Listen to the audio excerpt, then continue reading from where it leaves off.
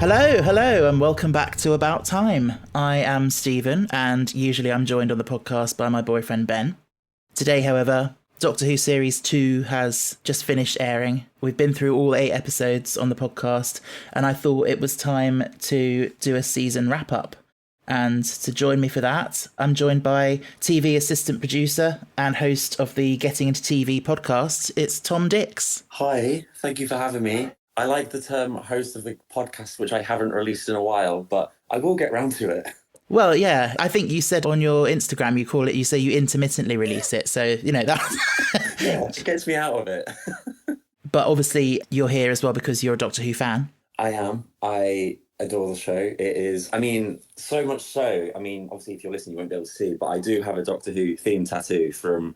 It's if anyone's listening, it's What Would the Doctor Do that Yaz has in episode 2 of Flux. And there's a reason I had it. I always wanted a tattoo, but I was like, I don't want a TARDIS, I don't want something in your face. And I happened to work on a few scenes of this episode. So when the episode came out and I saw she had the tattoo in the episode I worked on, I was like, that's what I have to have.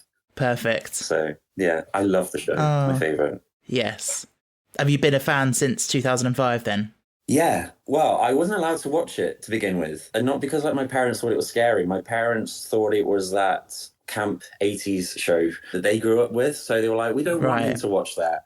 I've since gone back and I love the stuff from the 80s anyway. Yeah. So I've proved them wrong. But I was pinned to my bed by my step-siblings to watch an episode of Doctor Who. And it happened to be Dalek. So my first episode was with the Ninth Doctor, Rose. And I think that's why I have such a love for the Daleks. And for Rose as well. I will defend her till the day I die. I feel very lucky that my first episode was the Daleks, basically. Yeah. And everything that I feel like Doctor Who is in that episode.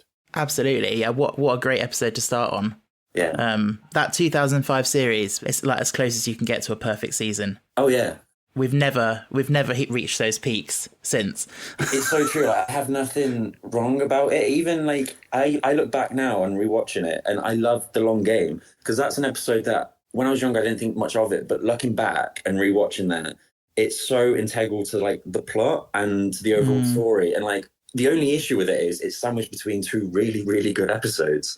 But The Long Game, I think, is a solid story. But yeah, season 1 is perfect. I adore that series. It's so just beautiful. It's, considering they don't go to alien planets either, it's so cosmic and out of the world. But really just kitchen sink. And I think that's my kind of Doctor Who. It's beautiful. What was your first episode, out of curiosity? Rose, with my parents when it came out. I don't think we watched it when it aired, but I think we recorded it and then watched it the next day or something.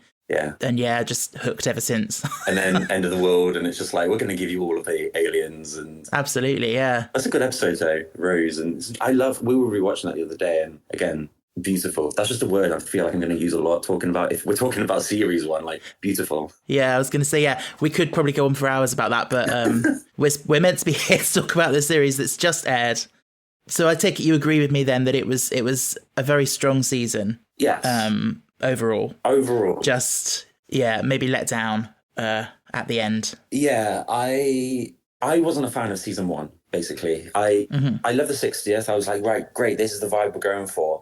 Then season 1 happened, and I loved Ncuti and I loved Ruby. But I just felt so kind of I know, it just felt flat. There was just nothing to it. It just felt surface level Doctor Who. There was no development. And then we get to see season 2, and I was not excited at the start of this season. It was the first time in my life I've been like, I don't care that the show's back. And then I sat down and I watched the Robot Revolution, and I was like, this is amazing. This is what I wanted from this era. And I have enjoyed this series, but I'm sure we'll get into it. Yeah. I honestly, I just find it really tough to talk about and be completely honest because I still find it that I don't really know how I feel sometimes because having grown up as a fan and that golden era, as I call it, that first Russell T Davies era, which meant so much to me, it's hard to know how much of that is nostalgia and how much it actually genuinely is better. Yeah. And then obviously TV has changed so much in 20 years, the way it's made and consumed and everything. Yeah, I'm with you. There is an element of that nostalgia, I think, which I think hinders viewpoints sometimes, which is fine. There is a lot of nostalgia that I think blinds people. Yeah. And that's not bad.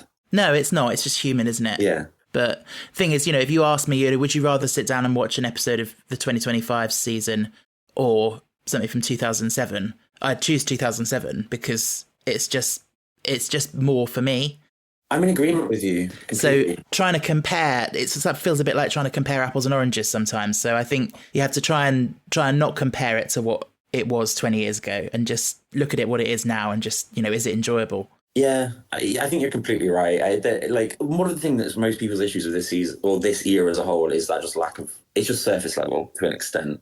And I just want to delve a bit deeper into them characters. I want them moments when you have Jackie being devastated, like she drops the coffee because she hasn't seen a daughter in 12 months, and you have all of that stuff. And I want to hear about Jackie's neighbours and all that kind of stuff. Like that to me is the Doctor Who I want. I suppose we have moved on, and TV it's a lot more fast paced, and there's a lot less of it as well. So it loses their moments. But I think in total, in full, like I do think season 2 does reach some of what I want, just not to the extent, really. Yeah, I would agree, really. We had obviously some very strong episodes. And obviously, some overall arcs that were kind of coming up, including like Mrs. Flood, which sort of carried on from the previous series. Were you, I know you said before it started, you weren't that interested, you weren't that excited, but were you keen to see sort of where that was going to go? I'll be honest, that was the one thing I was very keen for. Okay. Just because I do love a camp old lady. Yeah, don't we all? I love EastEnders. I'm that kind of person that I miss my Pat Butchers and Peggy Mitchell. So when I found out Anita Dobson was playing a camp old lady that just randomly appears and breaks the fourth wall, I was like, I'm invested. I am absolutely invested in this. I think I was quite excited to see where it went. And personally, I found it quite a bit of a letdown when it was revealed that she was the Rani. It's like the most obvious thing that people have been saying as a joke, like for years. Every time there's a mysterious female character, they go, oh, it's the Rani, ha ha ha. And then to actually do it, it just felt like, oh, okay. I'm kind of with you. Like, I wasn't annoyed that she became the Rani. I was like, of course, like just kind of feed into that fandom a little bit. Like, that's what people want. That's what people are thinking. Like, whatever Russell came up with, I don't think it would have been better for who she was, really. And I'm happy with that. My issue with it was after the reveal, it went nowhere. As much as I loved Anita in it and I loved Mrs. Flood and I loved seeing the two Ranis, I just felt like we were cheated out of seeing what Mrs. Flood could do. Because in my eyes, what I was expecting, okay, yeah, we've got the actual Rani, we've got Mrs. Flood. The actual Rani is going to go and do something big and bad. But I felt like we were leading towards Mrs. Flood turning on her, and we see Mrs. Flood as this big, malevolent, horrible person, this horrible woman. And that's where I feel cheated. I felt like even after she became the Rani, she was still just this weird camp little old lady. Absolutely, yeah. And I was like, there's no character there. No, it really did. And also she really just sort of sunk into the background. Yeah. And even until she disappeared, I was like, no, there's going to be something more. When she grabbed up that thing, even when she disappeared, I was like, she's going to come back. There's going to be a payoff there. And there wasn't. Yeah, it almost feels like, what was the point of bigenerating them? You might as well have just regenerated into Archie Panjabi and have it be that. Yeah. I completely agree. I was a bit like, and I think that's one reason that I look back now on Interstellar, and part of my enjoyment of that episode has been kind of tarnished a little bit, because I'm like, the whole reveal, what we were leading to, and in the whole series as a whole, what we were leading to with that story just went nowhere. And I'm like, oh, I don't know how to feel. I don't know what to think. But yeah, even though it annoyed me, like, I am just glad that we did get Anita, if I'm honest. Just love her moments. No, she was brilliant, yeah. Also the fact that it was such a long, drawn-out mystery. Like, she first appeared in 2023 at Christmas. So there was plenty of time for the internet to sort of come up with many theories. And actually, I have to say that some of the fan theories of what she might end up being, for me, seem better than what it actually turned out to be. What kind of stuff did you see? So my favourite one, I think, was the stuff to do with like her potentially being a god of storytelling. And then, you know how the three fans in Lux, people were saying that maybe they might be the gods of Ragnarok from Greatest Show in the Galaxy. I did see that. I would have loved that. I would have thought that would have been brilliant, and go like really crazy and meta and do something really cool. No, I completely agree with you. Yeah, I was sort of psyching myself up, and I sort of kidding myself that, oh, that's where we're going, it's going to be so cool. And then it didn't. I think that was something that like got me as well. You just reminded me with the whole fans thing. I think because I'd seen something that was going to be like breaking the fourth wall, we were going to see fans. I was like, they won't ever do that. But then when they did it, I was kind of like, oh, okay, so they are going that route. And I think because that fan thing happened, I then started kidding myself down that route. But yeah, no, I'm completely with you. And I think one of the things that annoys me as well with, well, not annoys me, just, it does annoy me. It just went nowhere. It's the breaking of the fourth wall thing. It's like, why are you doing this and then not having a payoff? Because like you can compare it a lot to Agatha in WandaVision, but at least in WandaVision, there was some kind of purpose to it. There was like payoff. There was a reason as to why she was breaking the fourth wall. Here it just felt like I'm doing it because it's fun. I'm doing it because like I want to.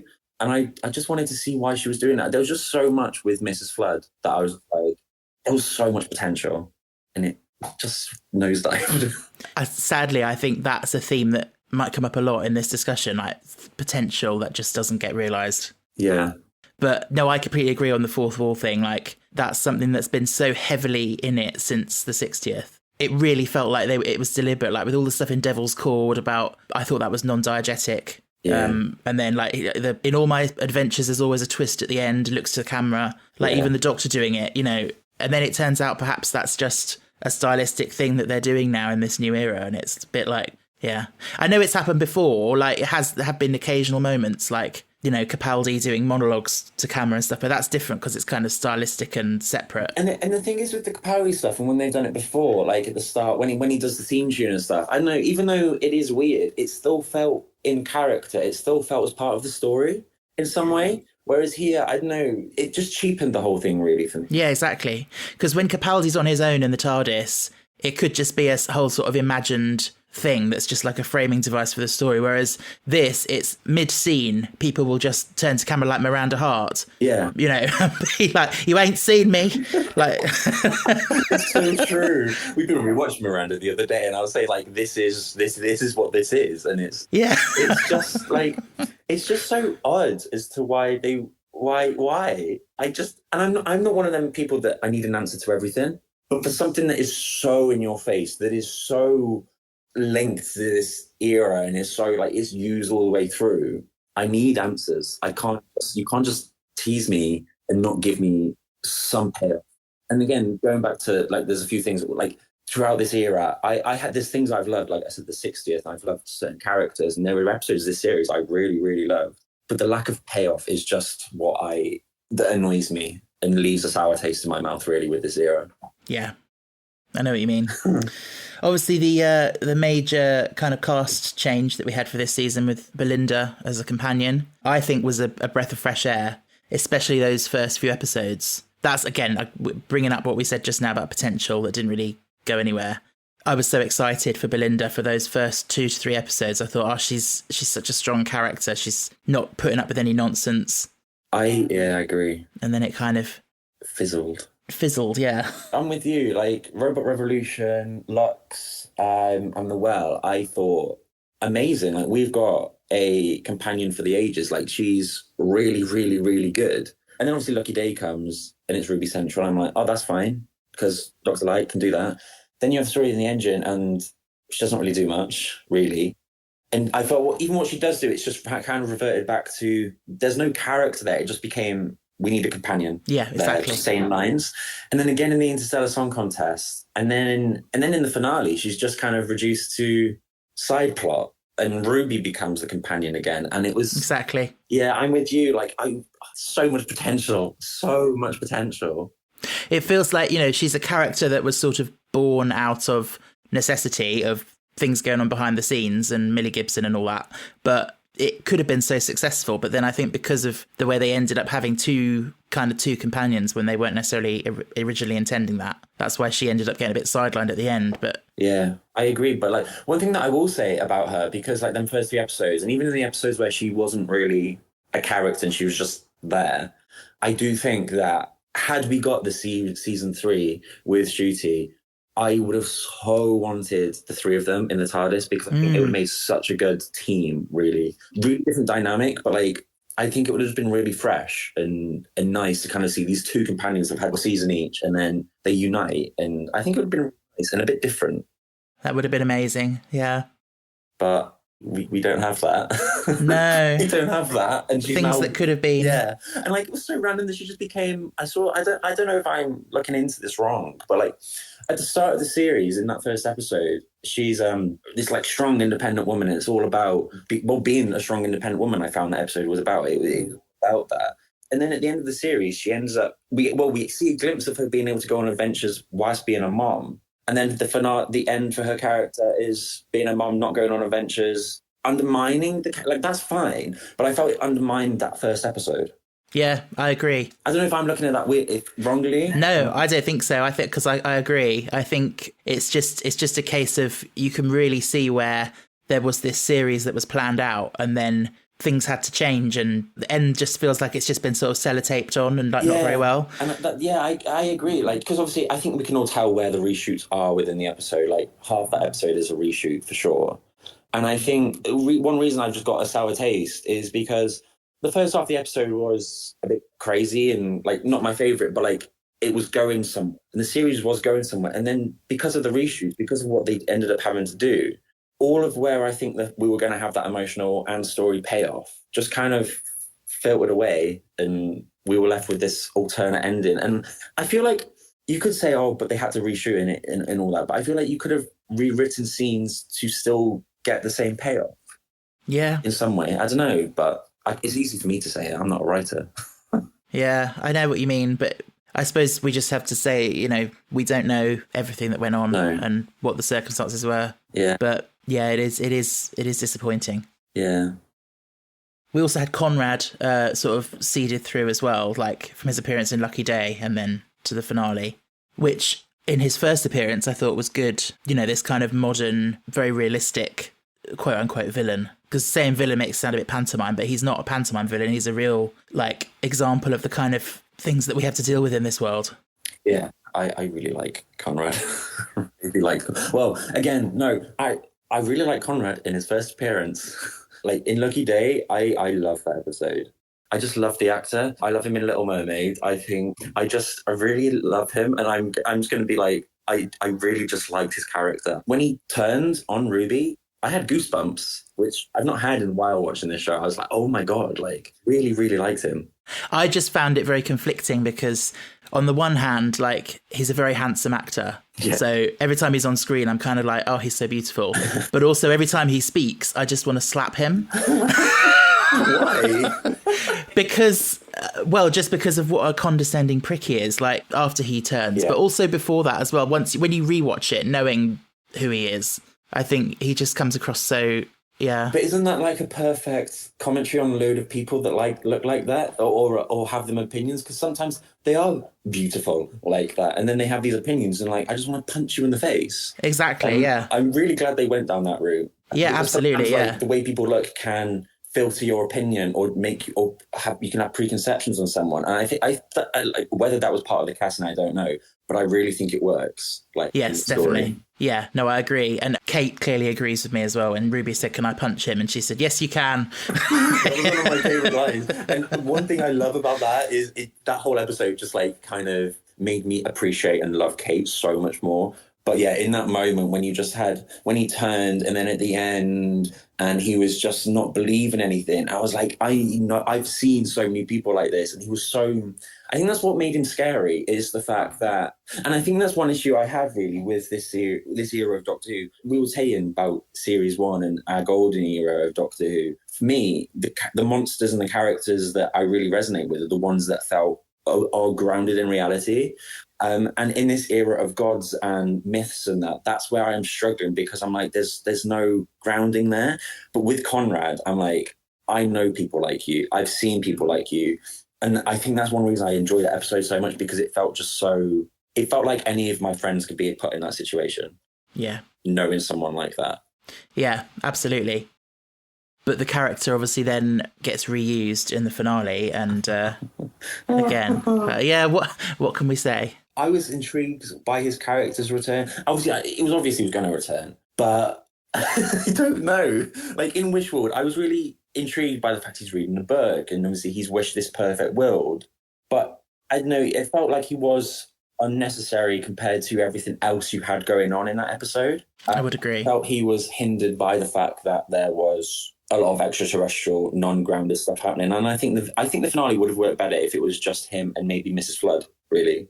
Yeah, possibly. It would have been, because you'd have had that kind of like crazy old lady, then this more grounded guy. We've seen it before, but I think it would have been a really nice look at how the Doctor picks his companions, because you'd have had Mrs. Flood as the Rani picking her companion, and kind of how, obviously we see the Doctor all the time, and we're always told that the Doctor is a manipulative Time Lord and doesn't really think of others in that way. And I think it would have been a good way to kind of show how Mrs. Flood was manipulating, but in a different kind of way to the Doctor. I know that's just me wanting more grounded stories.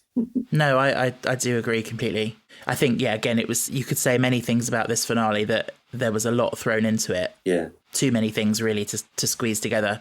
And Conrad was just one of those that didn't really work. He added to the initial kind of like, oh, he's created the wish world, but then that was it. It felt more like a plot point in that episode than anything. And I just think it was sad, because obviously coming off Lucky Day, when he is so horrifying and just purely disgusting, I don't have that same level of repulsiveness. I'm not repulsed by him in the finale that I was in episode 4. Maybe I was meant to be repulsed by him, but I felt like a character like that, I don't feel like he was deserving of a happy ending, even though I think it was nice of Ruby to do that, because it shows her as a better person. But yeah, I don't think he was deserving of that at all. No, I agree as well. I think also because he didn't have much agency in the finale. He was just kind of, it was a pawn in the Rani's plan. He was just reading a book. Exactly, just locked in a room, reading a book. Scared of a baby. Yeah. It was so weird. But still, I was very happy he was there, because like I said, I think I love him in Little Mermaid. He's beautiful. He is. Oh, I love him in Little Mermaid. Very happy for him to. He looks very good with a wet shirt. You know what I found really weird, just going off on that tangent? I really wanted him to break out into song, because he sings in The Little Mermaid and he sounds exactly like my favourite singer, Dan from Bastille. Right. So I was really like, can we just get him to sing a song in the finale, so it's as if my favourite band is singing a song in my favourite show? Yeah. I've been very happy with that. And I think they could have, I don't know, him sing a song as Dan from Bastille in the finale. And they could have somehow explained why Mrs. Flood is always breaking the fourth wall. And I think it would have been beautiful and great. And I'd been happy. And I wouldn't have cared how the rest of the episode would have looked. No, that would have solved it for you. Yeah. We all have random needs. Yeah. I did have one question. So Conrad tied into the thing of how the Doctor ended up travelling with Belinda, because he told the Doctor Belinda's name. And then because he knew that he was going to be travelling with someone called Belinda Chandra, he went looking for her. But I don't know, I'm a bit confused as to how, literally all he got was that name. Like, how did he know to look in that particular hospital in 2025? Like, he got the whole of time and space to choose from. I forgot about that, if I'm honest.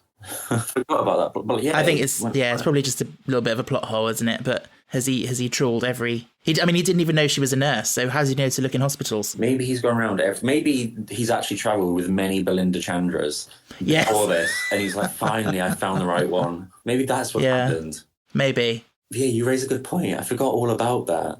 Like, you could have that was weird, because you didn't really need that. You could have just been like, oh, you just finds this random woman that looks exactly like, yeah, I don't know why. Yeah, I don't know. But yeah, Ncuti then, as we didn't know when it started, but this turned out to be his second and final season. I am so sad about it, if I'm honest. I'll be honest, I struggled with his Doctor in season 1, and I think just purely down to the fact that he wasn't there. There was a lot of episodes where the Doctor and Ruby weren't there, and I think that's why I just struggled to have that connection with him in season 1.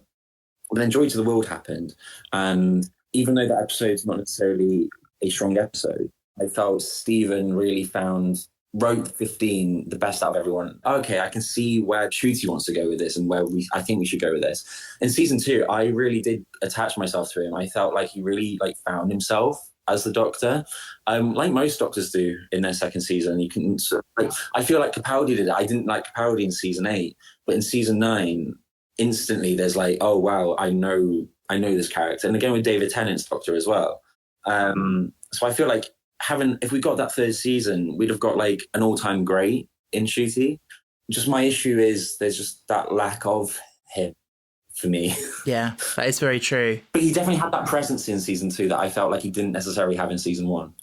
Yeah, but it's sad to think, when people say, oh, he's only had like 18 episodes as the Doctor, but how many of those 18 was he actually in prominently? Exactly. And he was only the incumbent Doctor for 18 months as well. And it's like, I do feel cheated out of, like you say, even though he was in 18 episodes. I mean, what was he in season 1? There was 2 episodes when he wasn't really, well, 1 episode where he wasn't there, a second where he wasn't really there. And then again, the same this season. It just, you look back at Chris Eccleston, he had 13 episodes, and I look back and I feel like I know that character inside out. I know his thoughts, I know his weaknesses, I know his strengths. And obviously he never planned to, he wasn't always going to be a 1-season Doctor. Obviously a lot of stuff happened behind the scenes, similar to what's happened here. But with Ncuti's Doctor, I don't feel like I know all his faults. I don't know all of his weaknesses. I don't know all of his strengths. And that's where I struggle sometimes. Yeah, that does make sense. But I do love him. Yeah, I find it hard to know how I feel about Ncuti sometimes, because he's very watchable. Yeah. He's fantastically charismatic, but I'm not sure if I've ever quite gelled with him as the Doctor. Just because, like, for me, the Doctor that I know is a slightly kooky, slightly awkward character, and Ncuti obviously is the complete opposite of that. He's so cool and like confident and. Well, I feel like that's the thing. That's a Russell Doctor, isn't it? Russell writes, like, you look at David Tennant's Doctor. He's not that weird guy. He is a cool Doctor, and I feel like Ncuti's that cool Doctor. And I know I get what you mean. I do get it. He is for me, I'm with you. For me, I love the 11th Doctor. I love the 2nd Doctor. I love it when the Doctor is a bit odd. I love Jodie's Doctor as well, 30. But she has that kind of that oddness as well. But and I know, I feel like it makes it more relatable. So when they are cool, like 15, I do find it harder sometimes to get past the fact that of their character. But I will say, in the finale, I really loved that scene when he was getting onto the Rani's scooter and he just had that massive grin on his face. And in that moment, I was like, that's the Doctor. That was one of the few moments where I've been like, that is the Doctor, and I want to see more of him. And I feel cheated out of it. No, again, I know exactly what you mean, because even though I say I've not quite gelled with him, I did feel in his 2nd season there was more potential. And again, it just feels like it's been cut short. And like, we could have had, especially like you say, if we'd had that 3rd series with him and Belinda and Ruby, that could have been amazing. It really would have. And it's just so sad that we've been robbed of that, or seeing more of him, because I really think he'd hit his stride this series. And he felt so in the role, and he just felt so happy in the role.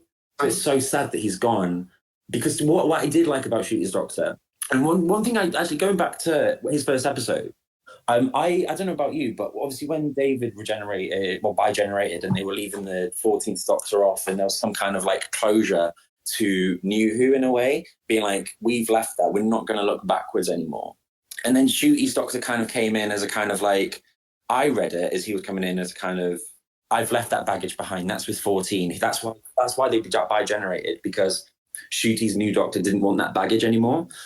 But I felt like we didn't go down that. And I felt like as soon as season 1 started, I was like, oh, we're back to I'm Last of the Time Lords. We're hitting these same emotional beats. I'm like, but I felt like we were going down a Doctor who was brand new and looking so excited of the outlook, and which he was. But I know I just wanted more from the fact that we weren't looking back. And I felt like his Doctor, potentially for me, is too hung up in the past, which I felt was against what his Doctor was meant to be. Yeah, really. Yeah, definitely. Yeah, again, it's completely baffling, because you've got very conflicting things. Like, you hear from Russell that he says it's a perfect jumping on point, you don't have to have watched any previous Doctor Who, and then actually like it becomes very self-referential and like digging up things from like very long time ago.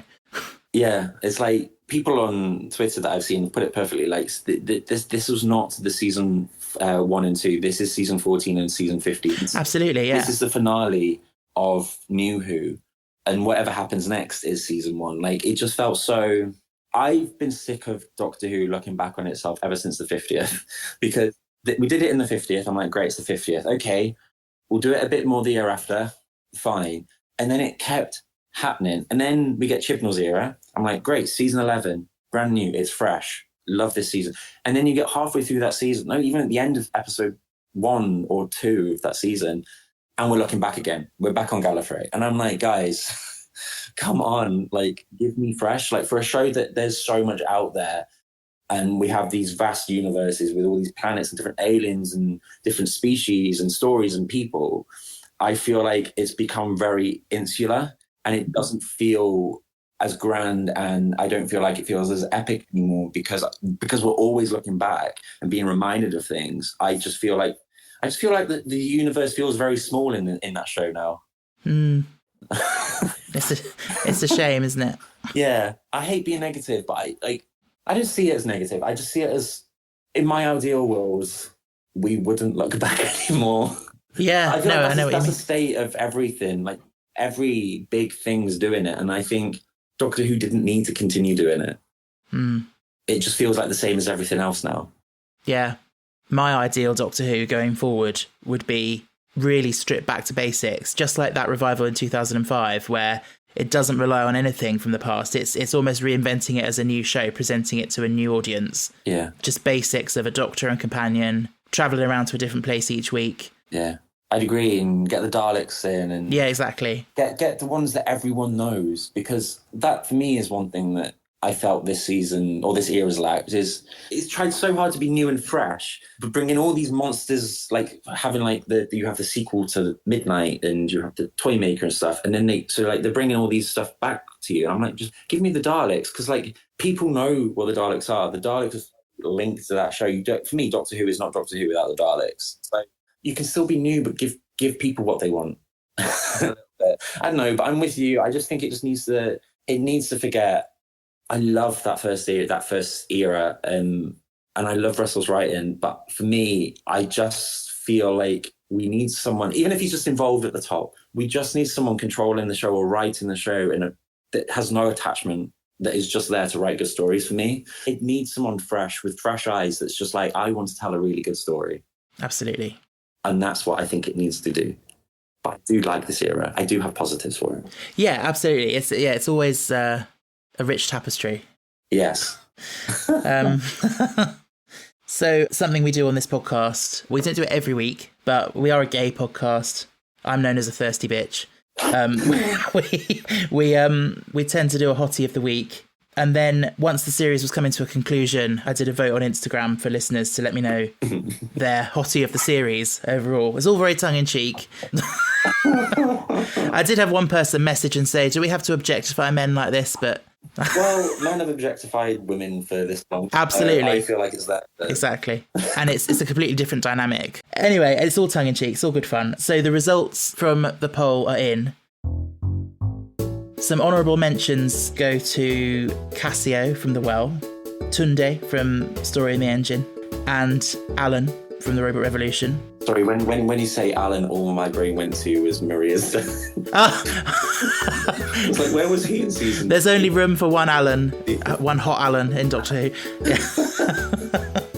But then in third place, and I was surprised this was third place actually, was Conrad. He'd be my number one.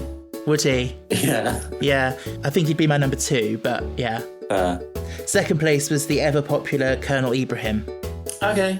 Yeah, lots of people love him. He's never quite done it for me, but I see it. That's fair enough. I do see it. Yeah. And in first place, and I'm very happy with this because this is my first place as well, it's Manny from The Robot Revolution. Manny from The Robot Revolution? Oh, the one with the arms. Yeah. Random guy. Just hold up the roof, Manny, that guy. Yeah. Okay, I see that. But no, Conrad. Yeah. Okay. I think that's a worthy top three. Yeah, it is a worthy top three. So thank you, listeners, for sharing in the thirst.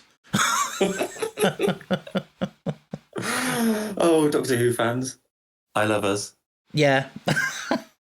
So yeah, it's been a good series overall. I think just tainted by the end, as we said. But if we were to rank the episodes in kind of an order from, your favourite to your least favourite, I don't know, should we do it from worst upwards to best, or the other way around? I think let's do it worst. Okay.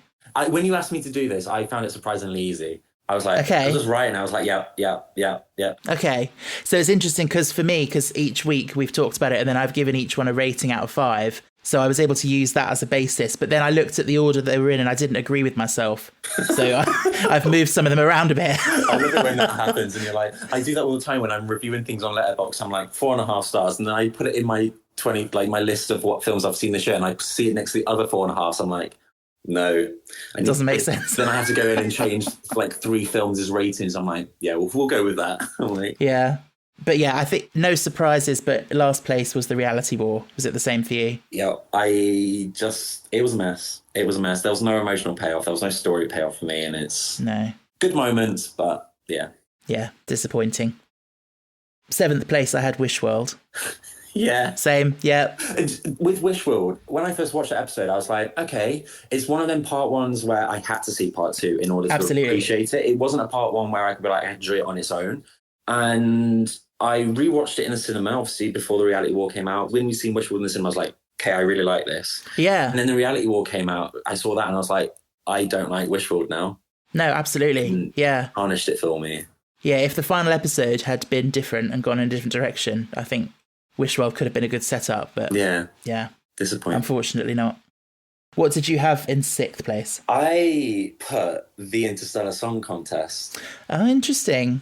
Yeah, I do like this episode. There's bits I like, but my issue is there's a lot of corridor for this episode, which obviously I know that's Doctor Who, but I was like, I don't know. I feel like in this Disney era, we should have more than just corridor. But my main issue was just the morals of this story at the end. I didn't like the fact that the Doctor was electrocuting this person that had genocide happen to its species, because the Doctor's also had that. And the Rani's done worse things than that now. But you don't see him do it to the Rani. And I felt, no, the morals just felt off kilter for me, really. I do understand that. You'll see in a bit where I've put that story. But can I just say, I loved Rylan, though. Oh, yeah. Surprisingly good actor. Yeah, he did do well, didn't he? Yeah. No, for me, this was tricky, but for 6th, I put The Story in the Engine. Okay. Because I did think it was good, and it's one of those where you have to say, actually, there is a difference between something being objectively good and whether it's your cup of tea. Yeah. And I do think it was very good, but it took me a few watches to kind of really understand it. Yeah. So based on, the majority of viewers, I was just going to watch these things once. Yeah. I tend to look at things like that as if it's the rewatchability. I agree. Yeah. I think it was, I found it a bit confusing, but I thought it was incredibly well written. And I actually, once we get Wish World and Reality War out of the way, I feel the rest of the episodes are all of such a high caliber. Yeah, I agree. I realised my argument for the Interstellar Song Contest having a lot of corridors kind of the Story in the Engine, and I've just looked at another one, The Well. There's a lot of corridors in them. I should just be honest, like Doctor Who has corridors, so I'm going to take that away. But no, there's the Story in the Engine. Like, I wasn't excited for that one going in. Watched it. I really liked it. 5th place then, I put Lux. Oh, which again, tricky because it's good. I rewatched it again the other day, and it is a lot of fun. But I feel like it's something that this era has suffered from a bit, which is more style over substance. Yeah. I feel like not a lot really happened. It was very flashy. It was very it was very fun. And Mr. Ring-a-Ding's amazing, and the fan scene is amazing. See, that fan scene annoys me now because it went nowhere. Oh, because it doesn't go anywhere. Yeah, I was like, because I look back on it now and I'm like, what was the point? It was a one-shot thing. Well, recontextualizing it, now we know it was just a one-shot thing. Yeah. I still think it was nice. It was a nice little nod to fandom and what it means. It was. I did really like it, and I'm just being bitter and being like, I want payoff everywhere. But I put the Robot Revolution at 5. Okay. For me, it's a fun episode. It's a fun opener, but it's classic Russell. It's simple compared to other stories. It's very simple for me. Yeah. It is, but I think I quite like that, like the simplicity sometimes. So I put Robot Revolution 4th, so just above Lux for me. I don't know if you mentioned it in your first podcast for this episode, but I really liked in Robot Revolution, like when you thought when the robot thing was, when you thought it was AI, I loved that it kind of looked like AI, like stylistically. I don't know if you right, yes. If you go back and watch it, when you first see it and before it's revealed to just be not AI, it does look like an AI style. And yeah, I hadn't thought of that, but I can see what you mean. I do really like the look of that episode. Yeah, visually it's fantastic. Yeah. Beautiful. And I thought it was a great opener, and Belinda was so good in it. So yeah, it's a good one. What did you have number 4? Number 4, I put Story in the Engine. Okay. I just really like the fact that it gave Shooty something that I felt he wanted and wanted to tell. And I love everything about, like, I love the designs of everything. I love the stories. And I love the idea of this thing being powered by stories. I only have one complaint about this episode is I loved the use of animation on the wall, and then when they showed Belinda on the wall, I started off as animation and then went into live action, because then it felt, I was like, no, that needs to be animation. I think it would have been just elevated even more for me. But I really like this one and its focus on just stories. Yeah, like I said, it becomes very hard to rank them actually after the finale. Do you know one reason I do like this as well is it felt like an episode that we have missed in season 1, and I was wanting from this era, but it felt like an episode that you could cut and put something else in there. It just felt like a nice slow down pace, and this very standalone. This for me was my long game episode. It was my Father's Day episode. It was my Boomtown. It was just we're stopping now. We're going to do this little thing, and I really appreciate that. Yeah, and we just don't get that anymore with the 8 episode seasons. So no, yeah, no, I like that. So into top 3 now. 3rd place, I put Lucky Day. Okay. I put Lux. Okay, fair. Everything you said is what I think is. I just love the style, and it just felt different. Yeah, I have nothing more to say. I really like that episode. It's just different, and I think it did the God story well. The God thing that we seem to be sticking with very, very well. Yeah, exactly. Yeah, I did enjoy it. a lot. I think I put it slightly lower just because I just think there could have been a bit more meat to it, you know. I get you. But Lucky Day for me, I thought it was one of the best episodes. Really good use of the Dr. Light episode, and fortunately we had the companion that was in the previous season sort of leading it. And the twist as well worked really well, because I don't think I saw it coming. No, I didn't. And when you look back, it's a very obvious twist. Yeah. But sometimes they're the best kind of twist. There's nothing more to it. It's just, he's an arsehole. Yeah, because that's the thing. Watching it back, you can see, in the first half, you can see Conrad is so, the way he spills his coffee, quote unquote, accidentally, and all that sort of meet cute stuff, like dropping his papers. Yeah. It's all very sort of cheesy. And I think watching it the first time, you sort of go along with it thinking, oh, this is what they're doing. And you just go along with it. But then when you look at it again, you think, oh, this is all him, because he's orchestrating this. Yeah. No, I completely agree. It is a very, very strong episode. And I think it's one of the strongest episodes of this era, if I'm honest. I think if that episode is anything to go by, I'm very, very excited for the spin-off, because what they did to Unit and Kate, because Unit and Kate, I feel like I love them, but in all of Doctor Who, ever since they've appeared, definitely in Modern Who anyway, I felt like they've been very toothy. There's not been much to them. This really just had an extra depth to them and made me very, very excited.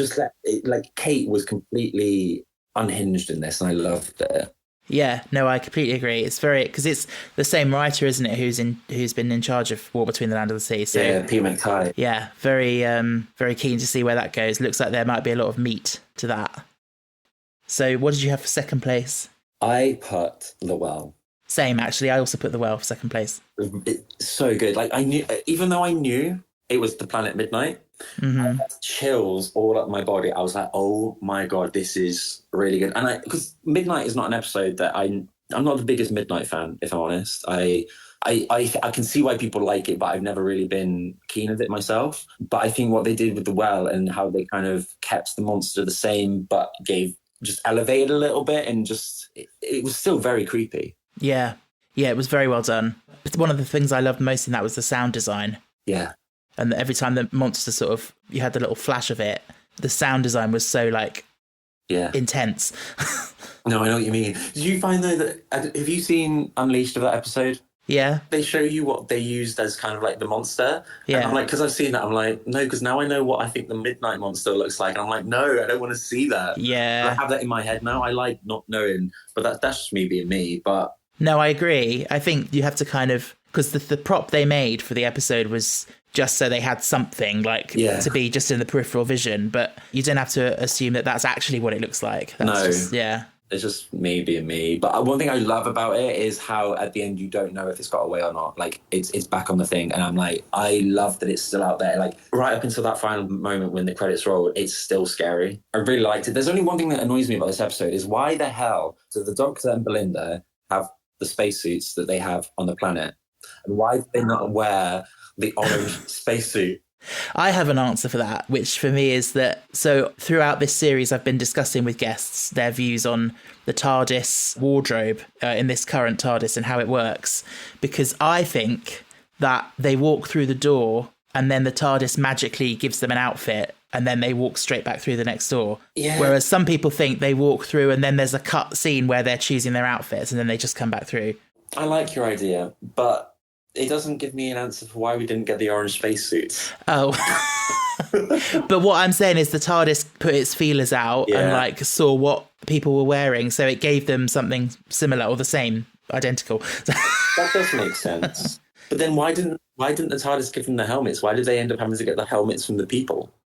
Because reasons that I won't go into, yeah. Well, I demand a reshoot of that episode where they're in an orange spacesuit.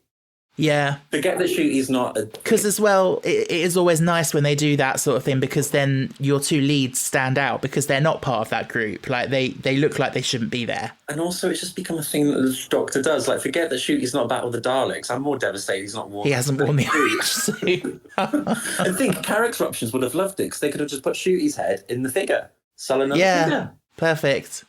Maybe one day. But no, The Well, definitely very deserving of a second place. It felt for me the most like good old Doctor Who than it has for a while. Yeah. Solid story. A really solid story. I actually can't think what you've put for number one. You tell me, what have you put for number one? I've put Lucky Day.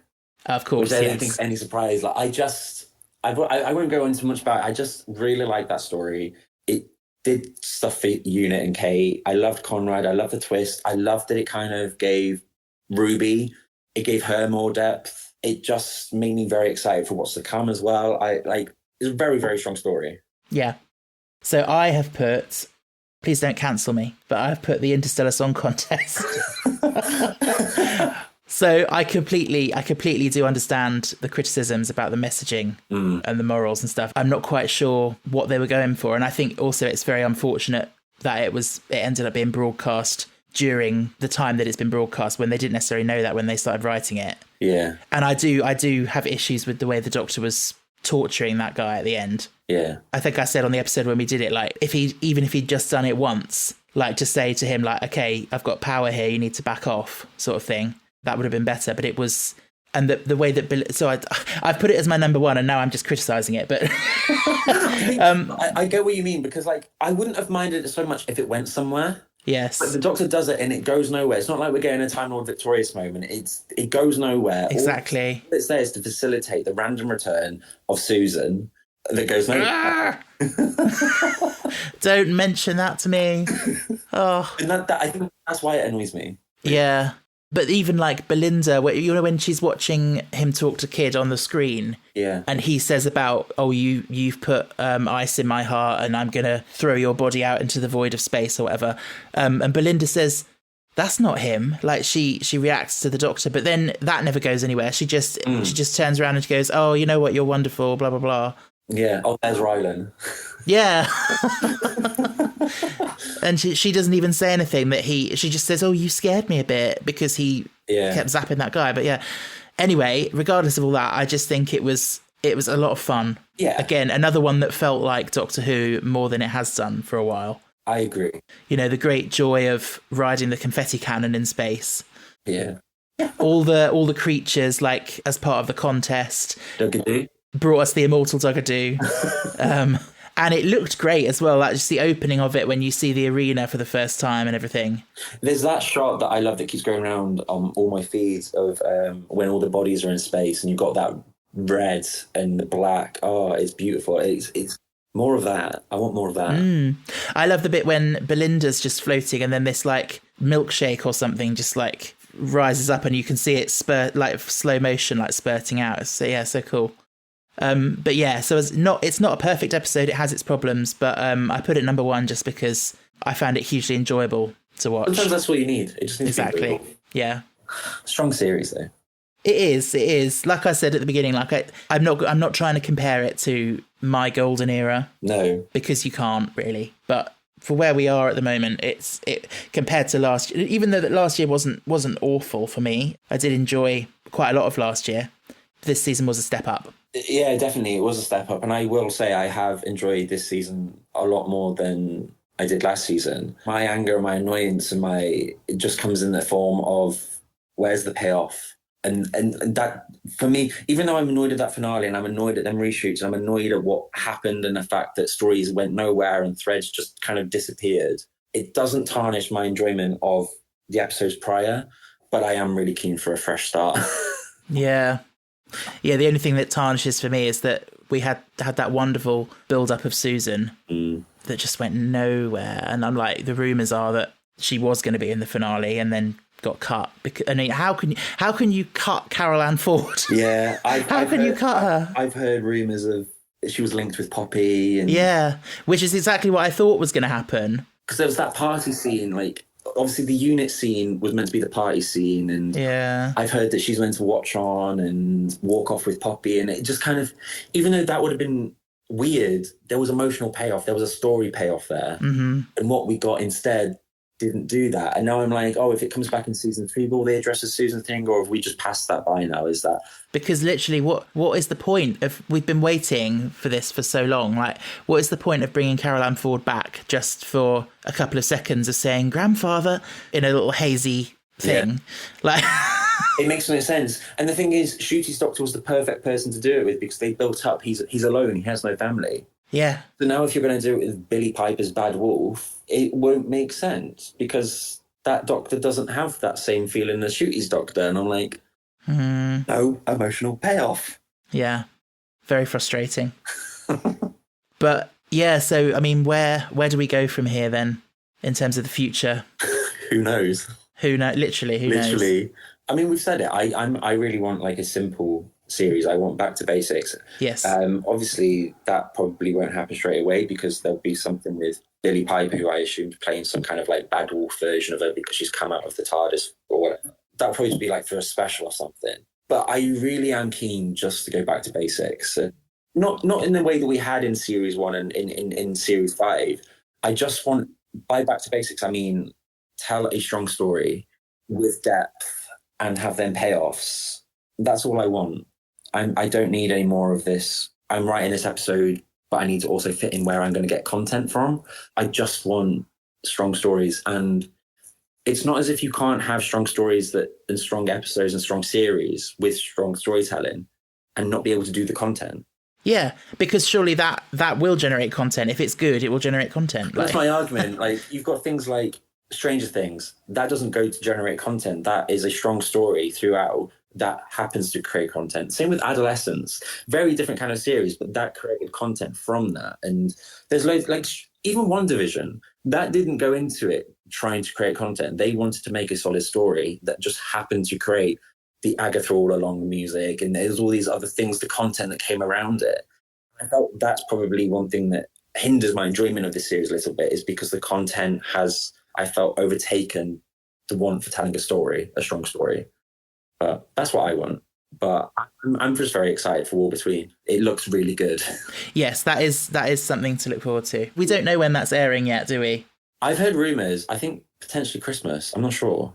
I don't know where I've seen that, but I imagine, like, because Doctor Who's not got a special this year. Like, I feel like it's going to be Christmas because they're not wanting to lose the Christmas slot. Like, so, like, if you put the special at Christmas, and then if Doctor Who does get recommissioned, they can then start the series. They can film the series for Series 3 to start in 2027, but they can have a Christmas special on 2026 because they won't have lost that slot. Yes, that does make sense. That's my logical brain trying to work out when we're going to get new Doctor Who. Yeah. I just hope that at some point we find out some news. Same. Because it's going to be quite painful just sort of waiting, sort of, at the moment we know nothing. Like, yeah, it might as well be dead, you know? I mean, isn't that just a perfect way to kind of round off the series? Like, we don't know anything about anything because nothing was rounded up in season 2. Exactly. So now you don't know anything if it's going to come back again. I feel like it's just perfect. Yeah. But yeah, I mean, thanks so much for coming on and talking about it with me. That's right. I love talking about Doctor Who. I used to do things like this like all the time. I used to have Doctor Who YouTube channel, and like occasionally I miss it. Like doing things like this, I love just talking about it. But so it's nice to kind of just relive that again, really. Yeah. Well, you should get back into it. Oh, I don't know. I feel like that I know. I feel like it's past for me. Yeah, I know what you mean. But I love it. So any opportunity to do this, I adore it. Amazing. And so you intermittently, as we said earlier, you have your podcast. Yes. Getting into TV. Do you want to tell listeners about that? Yeah. So Getting Into TV is a podcast I run intermittently, semi-regular, if you want to go with that. Yeah. Basically, about getting into TV, I just found that when I was trying to break into telly, I didn't know what a call sheet was. No one ever educated you on that. And like, you knew what a director was, but I didn't know what I didn't know what different roles did. So my aim with my podcast is I just talk to different people like this, about what they do, how they got there, and really break down the roles and just have a chat, really. It's all on YouTube, Spotify, Apple. And I've got loads of episodes. If you just go on there's a load of episodes to do with Doctor Who as well. Speaking to people, Michael Van Kasteren, who did the design of the Sonics. I've spoken to loads, Joseph Lidster. Yeah, there's loads of stuff. Sophie Cowdery, who does a lot of the graphics for the new era. So it's all on there. And I think they're really good. Definitely, so yeah. It's just, if you want to get into telly or if you're just interested in behind the scenes, really, I think, yeah.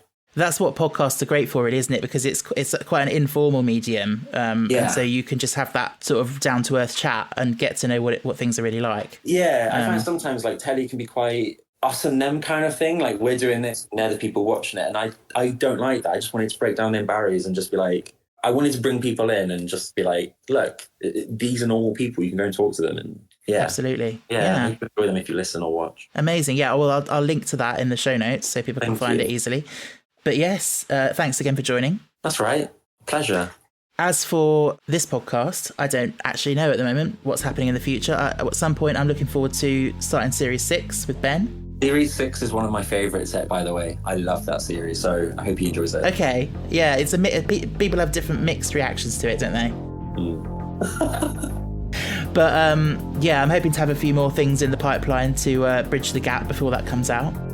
But until then, listeners, stay cool, stay safe, stay fantastic.